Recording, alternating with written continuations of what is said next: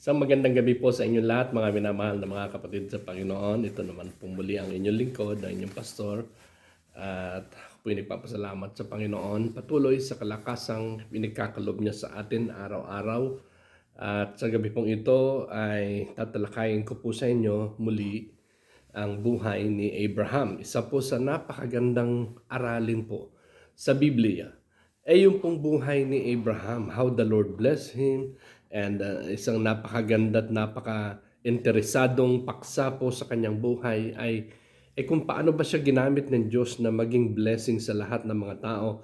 At ang sabi ng Biblia, by Him all families of the earth would be blessed. At isang bagay na gusto kong mangyari po na pagpalain tayo ng Diyos, pagpalain ng Diyos yung ating pamilya, at sa pamamagitan po dito sa buhay ni Abraham. Dito po sa Genesis chapter 15, ang sabi po ng verse 1 at verse 5, ang sabi po ng Biblia, after these things the word of the Lord came unto Abram in vision, saying, Fear not, Abram, I am thy shield and thy exceeding great reward. At tumalon po tayo doon sa verse 5, and he brought him forth abroad and said, Look now toward heaven, and tell the stars if thou be able to number them. And he said unto him, So shall thy seed be. Okay? So, dito makikita po natin na si Abraham sa Bible ay dumaan sa napakaraming mga mabuti at hindi mabuting mga pangyayari doon sa kanyang journey ng kanyang buhay sa Panginoon. At dumanas din ho sila ng matinding tagutom, at kung kaya sila ay na-force, na puwersa na sila po ay pumunta ng Egypt. Yan po yung mababasa natin sa chapter 12, verse 10. At nangyari na siya ay nagsinungaling para doon sa kanyang asawa, na inilagay niya sa kapahamakan yung kanyang asawa doon sa pangyayari pong yon. At yan po nasa chapter 10 na babasa natin, chapter 10 in Genesis and verse 13. And then siya po ay he deal with a fight between his servants and those of his nephew Lot. Nagkaroon ho ng conflict doon sa mga servants ni Lot at saka doon sa servants mga katulong ni Abraham. So kaya yun ho ang nagdala sa kanila kung saan sila ay naghiwalay, nag-separate sila ng kanilang landas at pinili po ni Lot yung lugar ng Sodom at Gomorrah. And then si Abraham naman ay sojourn into the land of promise, the land of Canaan. Diyan po yung makita natin doon sa chapter 13, verse 9, na involved din ho siya sa pakikipaglaban sa apat na hari. Para mailigtas niya lamang po si Lot. Yan po ay naituro ko, na ipangaral ko na siya na kung saan kinidnap ho itong si Lot dito po sa chapter 14 verses 12 to 17. At makikita po natin mga kapatid, ang buhay, sabi nga daw po, life is not bad, is not all bad things. Ibig sabihin, ang buhay ay hindi lahat masama, hindi lahat unpleasant. Meron ding mabuti at kadalasan ho, mabuti sapagkat meron tayong Diyos na mabuti at mabait sa lahat. Meron din namang mga good things in life. Si Abraham, kagaya po dito sa ating pinag-aaralan, ay nakatanggap ho siya ng pangako. He received the promise of the land for himself and for his descendants. Sa chapter 13 verses 14 and 15. Kaya kung siya siguro nabubuhay, kung tatanungin mo siya, Abraham, nasaan ka nung panahon na talagang ang Israel ay nagpapasimula ng iyong lahi at lipi? Sasabihin ni Abraham marahil, well, ako ay naandito ako sa lupain ng Kanaan sapagkat ito'y pinangako ng Diyos sa aking pamilya at maging sa aking lahat ng aking mga descendants, sa lahat ng kanyang mga lahi. And he was blessed. Naalala din mo natin kapag binabasa po natin. So kapag kayo nagbasa ng Bible, binasa niyo yung book of Genesis, madadaanan po ninyo ito. He was blessed by Melchizedek when he offered his tithes unto the Lord. naghandog ho siya ng kanyang ikapu sa Panginoon doon sa chapter 14 verses 18 to 24, and he was blessed by Melchizedek. Si Melchizedek ay siya po yung high priest nung panahon na yon. And best of all, makikita rin ho natin na ang sabi ng Biblia, and after these things, the word of the Lord came to Abram in vision. Abram pa lang po yung pangalan niya. And then sa verse 1 ng chapter 15 sa ating binasa, ang sabi, ang salita ng Panginoon ay dumating kay Abraham sa pamamagitan ng vision. Saying, do not be afraid, Abram. Huwag kang matakot, Abraham. I am your shield and your exceeding great reward. Ako ang iyong kalasag at ang iyong reward, gantimpala. Now, parang kung titingnan ho natin, maaring tayo din naman ay maaring kagaya din ng naging buhay natin o ang buhay natin ay maari din kagaya din ng Abraham. Dumadaan din tayo sa good times, dumadaan din tayo sa bad times in life. At everyone is subject to problems. Wala namang siguro magsasabi na, Pastor, wala naman po ako nararanasang anumang problema sa buhay ko. Everyone is subjected to problems.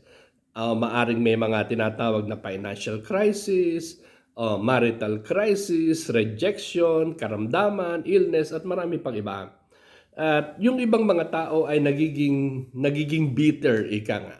Nagkakaroon ng kapaitan sa mga hindi mabuting pangyayari sa kanilang buhay. Kung kaya't minsan ay nangyayari ay nauuwi doon sa kanilang mga tinatawag na pagre-rebelde laban sa Panginoon at yung kanilang paglayo at pagtalikod sa iglesia sapagkat ang tingin nila, ang paniwala nila na para namang walang nangyayari sa kanilang buhay. Para namang sa kabila ng mga mabigat na hamon, pagsubok, ang iba ay umalis dahilan sa ang iba ay lumayo, tumalikod dahilan sa tingin nila ay parang wala namang nangyayari halos lahat at may nagsasabi pa na mula na naging Christian ako ay lalo na nagka-problema ang buhay ko. Mali po yun, di po ba? Wala bang ginawang mabuti rin ang Diyos para sa atin?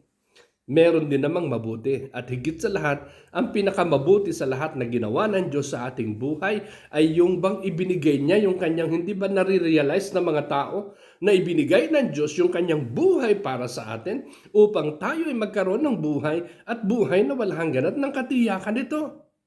Kung minsan, tinitingnan natin, sinisisi ng maraming mga tao ang maraming bagay tungkol sa Panginoon. Pero hindi nila nakikita kung minsan na yung kanilang sarili na baka sila din naman ang merong mga pagkukulang. Kaya maaring ang Diyos ay nangungusap sa tao, maaring ang Diyos ay nangungusap sa atin, subalit hindi natin napapakinggan, hindi natin nauunawaan, o maaring hindi natin talaga nabibigyan ng pansin na siya ay nakikipag-usap sa atin. Dahil sabi ng Biblia, after these things, the word of the Lord came into Abraham. Napakahalaga po nung salita ng Diyos. Bakit po? Kasi He always manifests Himself.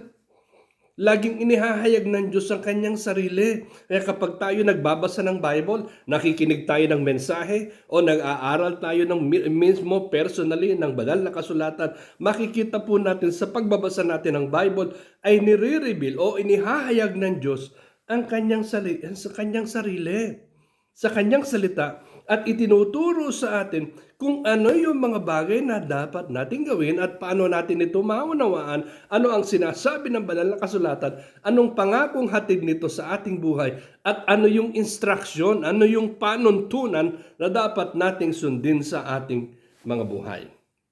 At dito po sa salita ng Diyos na ating tinatalakay, sa teksto na ating tinatalakay, God reveals three things to Abraham. God's word to Abraham reveals three things. Yung salita ng Diyos ay mayroong inihayag na tatlong bagay sa buhay ni Abraham. Sabi ko nga po, maaring tayo rin naman, hindi man tayo kasing blessed ni Abraham, but we are also blessed through his life.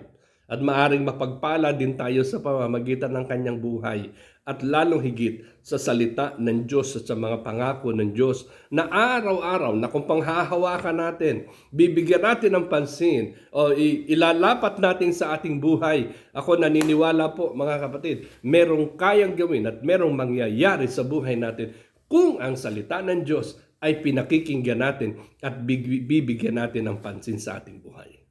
Ano yung tatlong bagay na inihayag ng Diyos, ni-reveal ng Diyos kay Abraham? Una, number one is God's care. God's care. As sabi niya, do not be afraid or fear not. Huwag kang matakot. Hindi natin kailangan magkaroon ng takot. You do not have to fear, but instead rest in God. Ika nga, magpahingalay tayo sa Diyos, magtiwala tayo sa Diyos, and sabi ng Bible, cast away your fear. Pag binasa po natin ang 1 John chapter 4, unang Juan, kapitulo 4, talatang, anong verse po ito? Talatang 18. Okay? 1 John chapter 4, verse 18, at kung titingnan din ho ninyo sa inyong Biblia, ay ganito ang sabi ng Biblia. 1 John chapter 4, verse 18, sabi ng Bible, there is no fear in love, but perfect love casteth out fear, because fear hath torment, he that feareth is not made perfect in love. Sabi, wala daw anumang takot sa pag-ibig. Kasi siyang natatakot ay hindi nakaranas ng sukdulan ng pag-ibig at pagmamahal. O bakit natin minahalan Diyos? Sapagkat siya'y unay nagmahal sa atin. Anong nakita ng Diyos ni Abraham dito? Anong sinabi ng Diyos kay Abraham? Fear not. Alam niyo ba, sabi ng Biblia, hindi tayo pinagkalooban ng Diyos ng espiritu ng takot. Kundi dapat matutunan natin na sundin, paniwalaan kung ano yung sinabi ng salita ng Diyos, sapagkat kung ano yung sinabi ng salita ng Diyos, yan po ay sukat na dapat nating paniwalaan. Kaya kung tayo din naman nakakaranas tayo na kung minsan parang walang taong nakakaunawa sa atin, o parang walang taong nakakaintindi sa atin, ang tingin natin parang lahat ng tao galit na sa atin, at pagkatapos ay hindi nagiging maayos yung sitwasyon, at pagkatapos na andyan pa yung ating mga karamdaman, na andyan pa yung mga pangailangan, napaprostrate tayo sa maraming bagay kapag hindi natin naaabot, nakukuha, na-achieve yung mga bagay na nakuha natin, at nagkakaroon tayo ng pangamba, ano ba yung pwedeng mangyari sa kinabukasan? Ano ba itong hinaharap nating mga panahon na ito? Ano ba yung what lies ahead of us? Ano ba yung nag-aantay sa atin? Well, tandaan ho nating lahat mga kapatid na ang sabi ng Diyos, fear not. Huwag kang matakot. Bakit po? Kasi God's plan is greater than our plan. Alright. Mas masigit yung plano ng Diyos. God's power is, God is all powerful. God's plan is greater. God is powerful. Yung kapangyarihan ng Diyos, merong kayang magawa sa ating buhay. Opo. And then yung kanyang layunin, pagtiwalaan lang natin kung ano yung plano, ano yung layunin. Kaya nga po sa mga panahon na tayo nangangamba, isipin ho ninyo, dumadating sila doon sa parang tila uncertainties o walang katiyakan. At pagkatapos ay naandyan yung mga kabilang mga hamon and challenges sa buhay. May mga oppositions, may mga trials, may mga difficulties in life. Pero ang pagtiwalaan natin yung salabi ng salita ng Diyos, fear not. Huwag kang matakot. Kaya tatlong bagay ho yung nire-reveal ng Diyos kay Abraham. Fear not. No, do not be afraid. Trust. Believe. Opo, maniwala ka. Magtiwala ka. Kahit sa tingin natin na minsan parang hindi natin makakaya. Parang sa tingin natin na parang gusto na nating sumuko. Gusto na nating give up. Parang hindi mo na kayang gawin anumang bagay. na parang nauubusan ka na ng lakas, nauubusan ka na ng pag-asa, napupuno ka na ng takot at pangamba at pag-aalinlangan. Fear that. Huwag kang matakot. Oho. So makikita natin kasi una, yung God's care. Yung kalinga ng Diyos. Okay? Secondly, makita po din naman natin dito is God's protection. God's protection. Kapag pinagtiwalaan natin ng lubusan ng Diyos, alam nyo, mamamangha na lang tayo na kung ano yung kayang gawin ng Diyos sa buhay natin. Kasi sabi ng Panginoon kay Abraham, ako ang iyong kalasag. I am thy shield. I am thy great reward. Yun sabi ng Bible. At makikita natin na He surrounds you, being and before. Napapalibutan tayo ng andyan ang Panginoon lagi. Our life is in the hands of God. Ang ating buhay ay nasa kamay ng Diyos. Siya ang may hawak ng ating buhay. Hindi natin din naman katakutan dapat ang dyablo sapagkat mas makapangyarihan yung ating Diyos, yung ating Panginoon. And we are not to be afraid of, hindi natin dapat katakutan kung ano man yung gawa niya sa buhay natin, kundi bagkus lumayo tayo sa Kanya, sabi ng Bible, lalayo siya sa atin. Mas lalong higit na kapag ang buhay natin ay tiwala, nakasuko, nasa kamay ng Panginoon. We are, kagaya nga sabi ng awit, we are sheltered safe in the hands of God. Tingnan natin ang Israel, for example, ang halimbawa. Tingnan nyo sabi ng Panginoon sa Israel, Isaiah 54 verse 17, no weapon forms against you shall prosper. Walang anumang mga sandata ang mananaig laban sa inyo, sabi ng Biblia. Bakit ho? Kasi sinabi ng Diyos, I am your shield. Kung paano kay Abraham, ganon din sa Israel, sapagkat ang Israel ay lipi ni Abraham. Ginawa ng Diyos ang Israel, for example, as the apple of God's eye. Kaya sabi nga ng Biblia, whoever touches you messes with God and gets big trouble. Whoever touches Israel touches the apple of God's eye. Kasi ang Israel, ang apple, tinatawag na apple of God's eye. Kaya ibig sabihin, in God's eyes, ay ibig sabihin, as an example, na mismo sila, mismo ang bayang yan, na pinangakuan ng Diyos na huwag kang matakot sapagkat ako'y laging sa iyo. Naalala nyo sinabi ng Panginoon kay Isaiah, Isaiah 41 verse 10, sabi niya, fear not, for I am with thee, be not dismayed, for I am thy God. Huwag kang matakot, ako'y laging sa iyo. Huwag kang madismaya.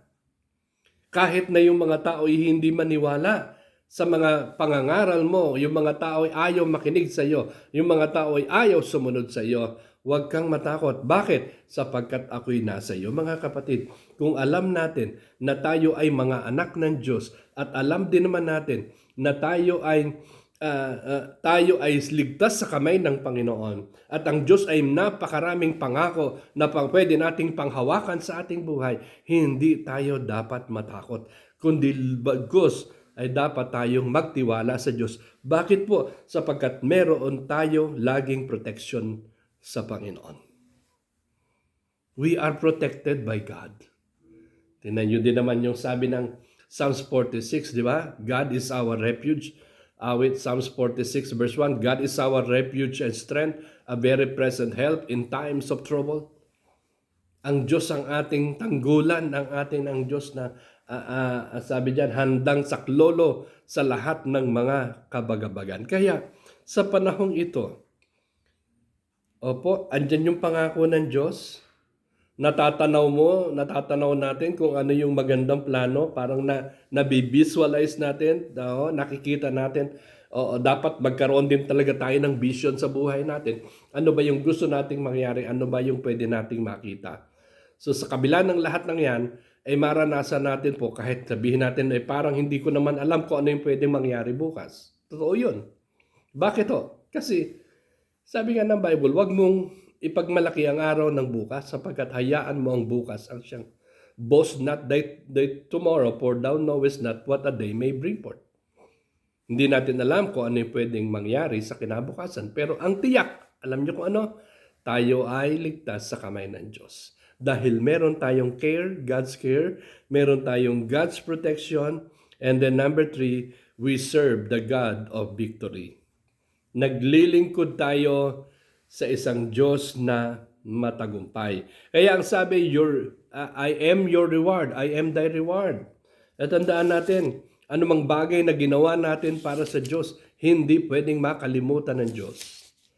Anumang sakripisyo po natin sa buhay para sa Panginoon, whatever sacrifice na meron tayo para sa Panginoon, kahit kailan, ang Diyos sabi nga ay hindi liko upang kalimutan yung iyong mga gawa para sa Panginoon. Your reward will be exceedingly great. God has a great blessing, a great battle, a great victory. Kaya nga sabi ng Biblia, silang mga nag-aantay sa Panginoon, those that wait patiently upon the Lord, receive God's blessing, receive strength, receive God's reward, tumatanggap ng gantimpala sa Panginoon. And this reward is very great. Kaya pag tinignan nyo yung sinabi ng Biblia, I am thy reward, ako ang iyong gantimpala. Isipin ho ninyo na pinangako ng Diyos kay Abraham na ako yung iyong reward. And sabi, I am thy shield and thy exceeding great reward. Kung titingnan ho natin talaga at atin ho talagang pag-uusapan kung ano yung pangako ng Diyos kay Abraham, nang sabi ng Panginoon, tumingin ka sa mga tala. Look at the stars. Sabi ng Panginoon, kaya mo bang bilangin yan? Kaya ba nating bilangin ang stars? Ganon ang sabi ng Panginoon kay Abraham, ganyang karami ang iyong magiging lipi. Yes. And alam niyo ba, di ba, lagi kong binabanggit, through God's promise to Abraham, tayo ay naging kabahagi ng blessing ni Abraham sapagkat tayo idinuktong sa binhi ni Abraham according to his promise. Kaya pwede rin nating maranasan ang mga bagay na ito. Yung kalinga ng Diyos, yung proteksyon ng Diyos, at yung Diyos natin na nagkakaloob ng tagumpay at gantimpala sa atin. Tayo'y mga anak ng Diyos. Tayo ay mga tagapagmana ng Panginoon. We are blessed. Opo. Paniwalaan lang natin lagi ang salita ng Diyos at ang kanyang pangako sapagkat ito'y merong tutuparin sa ating mga buhay. Believe in God's word and His promises because all of this will be fulfilled in your life. Bibigyan ka ng Diyos ng kalakasan, pagkakalooban tayo ng Diyos ng kalakasan. At ititingin natin palagi ang ating paningin sa langit na siyang pinagmumula ng lahat ng ating tulong, na siyang pinagmumula ng ating kalakasan, na siyang pinagmumula ng lahat ng biyaya. You will never look at your problems but look upon heaven. Maaring naandyan yung mga kapaitan sa buhay. Maaring nakaranas tayo ng mga kabiguan. Nakakaranas tayo ng mga kalumbayan. Opo. Pero tandaan ho natin, basta't pinangako ng Diyos, tutuparin ng Diyos yan sa ating buhay. Ang tagumpay ay nasa atin. Ipinagkaloob na sa atin ng Panginoon in faith, through faith. Opo. In the name of Jesus. And the blessings will be greater than our ability to count them. Kaya nga sabi ng awit, count your blessings, name them one by one, and you will see what the Lord has done. nakikita natin kung ano yung ginawa ng Diyos. Kaya nga po, sa buhay natin, may a-apply din natin itong tatlong bagay na ito na kung paano nireveal ng Diyos kay Abraham. At tandaan nyo, sabi ng Panginoon kay Abraham sa pamamagitan mo sa chapter 12 ng Genesis, lahat ng mga pamilya ay pagpapalain. All families of the earth will be blessed. Kasama na po tayo doon. Pinagpala tayo ng Panginoon. Maraming salamat po sa inyong pakikinig, sa inyong pagdalo sa gawain, na inyong lahat na naandyan sa prayer meeting. And I'm so glad and I'm so thankful to God sa inyong katapatan at paglilingkod sa Panginoon. Ilang araw na lang at magkikita-kita na muli po tayo. Purihin po ang pangalan ng Panginoon. Meron tayong Diyos na napakabuti sa lahat. Nangako sa kanyang salita na meron tayong kalinga, meron tayong proteksyon, may katagumpayan tayo sa Panginoon. Pagpalain po nawa tayo ng Panginoon. Magandang gabi po sa inyo lahat. God bless you all. Tayo po'y manalangin. Panginoon namin Diyos, aming Ama, salamat po sa iyo sa oras na ito. Muli, salamat ako po'y napapagpala ng mga katapatan ng iyong mga anak, Panginoon, sa iyo, maaring nasa loob ng simbahan o nanonood sa aming live stream na ito. Nagpapasalamat ako, Panginoon, sapagkat sila'y nananatiling tapat sa iyo.